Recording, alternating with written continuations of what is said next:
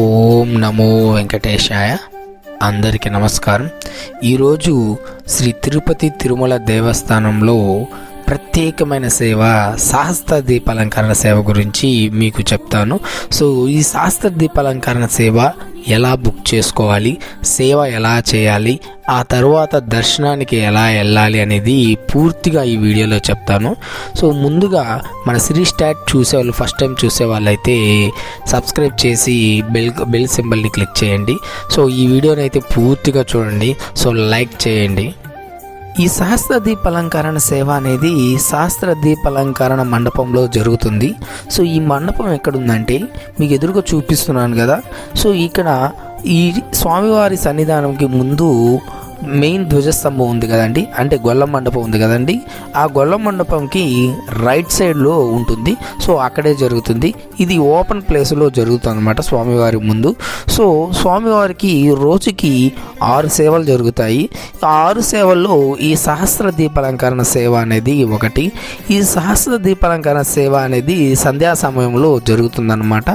జనరల్గా ఒకప్పుడు ఇది 4 గంటలకు ఉండింది, కానీ ఇప్పుడు ఏం చేశారంటే 5 to 6:30 టైం అనేది చేంజ్ చేశారనమాట. సో అయితే ఈ దర్శనానికి ఆన్లైన్లో బుక్ చేసుకోవాలంటే మనం 500 రూపీస్ ద్వారా బుక్ చేసుకోవాలి.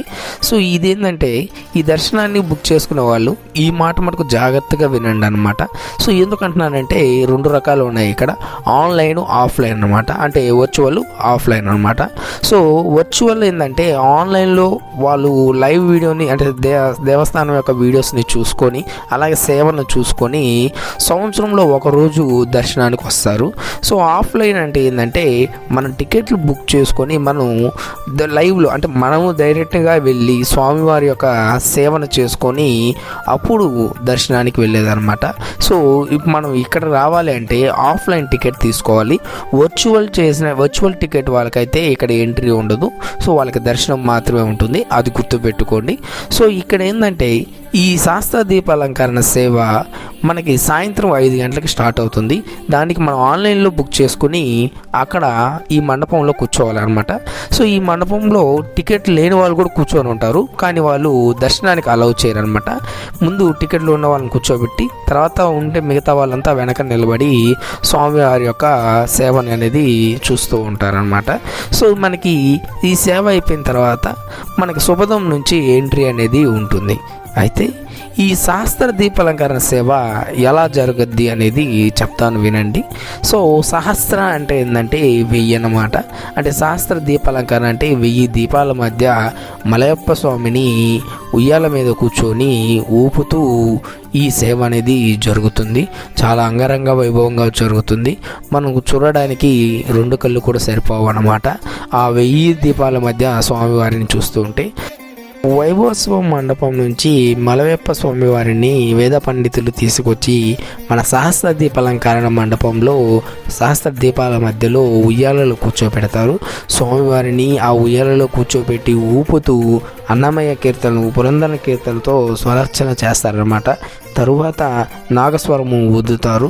సో అలా కొంతసేపు స్వామివారిని ఉయ్యాల ఊపిన తర్వాత మళ్ళా స్వామివారిని వైభవోత్సవం మండపానికి తీసుకెళ్తారు. సో ఆ మండపం తీసుకెళ్లడంతో మనకి సహస్ర దీపాలంకరణ సేవ అనేది కంప్లీట్ అవుతుంది. సో ఆ కంప్లీట్ అవడంతో భక్తులంతా ఎవరైతే బుక్ చేసుకున్నారో ఆ టికెట్లు తీసుకొని పక్కన మనకి సుపదం ద్వారా ఎంటర్ అవ్వాలి దర్శనంలోకి. సో సుపదం ద్వారా అయితే డైరెక్ట్గా మనం చెక్ పోస్ట్, అంటే చెకింగ్ పాయింట్ దగ్గరికి వెళ్ళిపోతాం. అంటే మనం చాలా వరకు దర్శనంలో చాలా టైం మనకి సేవ్ అయిపోతుంది. అక్కడ నుంచి దర్శనం అయి బయటకు వచ్చే లోపల మనకి యావరేజ్గా 1 అవర్ పడుతుంది అనమాట. సో ఈ విధంగా మనం శ్రీవారిని దర్శనం చేసుకోవచ్చు.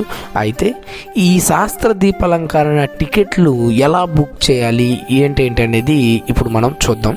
శ్రీవారి శాస్త్ర దీపాలంకరణ సేవని బుక్ చేసే దానిలో మనం 3 రకాలు ఉంటాయి. సో అందరు ఏంటంటే 2 అని చెప్తారనమాట, అంటే వర్చువల్ ఆఫ్లైన్ అని.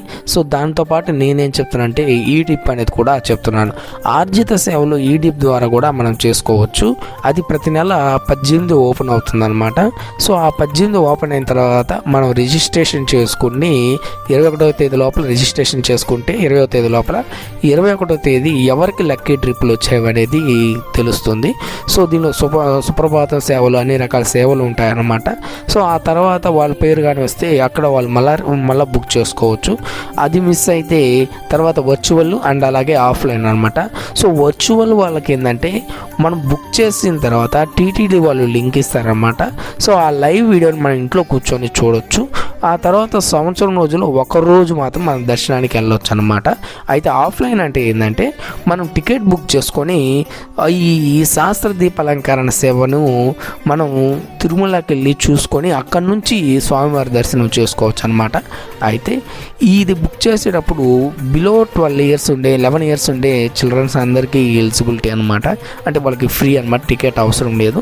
సో ఈ టికెట్కి ఏంటంటే కాస్ట్ ఏంటంటే 500 రూపీస్ కాస్ట్ అనమాట.